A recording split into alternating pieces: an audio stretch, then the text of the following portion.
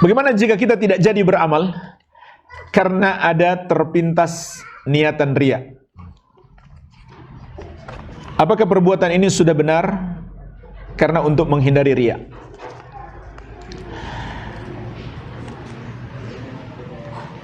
Kalau kita tidak jadi beramal, kemudian kita beralih kepada amalan yang lebih besar, maka tidak ada masalah. Contoh, kita mau bersedekah, lagi banyak orang, khawatir riya, kita pindah jadi sedekah sembunyi-sembunyi. Itu lebih afdal. Itu lebih afdal. Tapi kalau kita nggak jadi sedekah sama sekali, maka itu kita sudah terjebak permainan setan. Ini diantara permainan setan. Sudahlah, gak usah sedekah, nanti kamu riya. Jadi tergantung, kenapa dia nggak jadi beramal. Kalau dia berpindah kepada amalan yang lebih besar, maka bagus.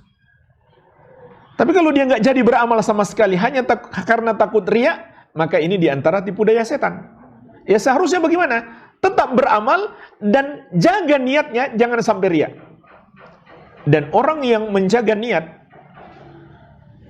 agar tidak riya, ini orang yang berjuang di jalan Allah untuk menundukkan hawa nafsunya. Karena ini bukan hal yang ringan, jamaah sekalian. Mengobati penyakit dalam niat itu bukan hal yang ringan, ini perjuangan berat. Sampai-sampai kata Imam Sufyan Ats-Tsauri rahimahullahu taala, "Ma'alajtu syai'an asyadda 'alayya min niyati fa innaha tataqallabu 'alayya." Aku tidak mengobati satu penyakit yang lebih berat aku lakukan daripada penyakit dalam niatku, karena niatku itu selalu berubah-ubah. Artinya, kita harus terus berusaha. Kalau kita berprinsip seperti ini, bisa-bisa nggak ada amalan yang kita lakukan. Mau beramal ini takut riya, mau beramal itu takut riya. Ini bahaya. Jadi tetap lakukan dan luruskan niat kita. Oleh karena itu, sebelum beramal, luruskan niat. Jangan dulu beramal sebelum luruskan niat. Pastikan dulu niat kita ikhlas atau tidak. Begitu pula yang kedua, pastikan dulu amalan yang kita lakukan sesuai petunjuk Nabi Sallallahu Alaihi Wasallam atau tidak. Jadi ini prinsip penting supaya selamat. Sebelum beramal, tanyakan dua pertanyaan ini pada diri kita sendiri. Untuk siapa kamu beramal? Dengan cara apa kamu beramal? Kalau kita sudah yakin amal ini untuk Allah semata dan sesuai cara Rasulullah Sallallahu Alaihi Wasallam, baru lakukan. Kemudian sepanjang beramal juga tetap diperhatikan. Bukan hanya di awal, sepanjang beramal.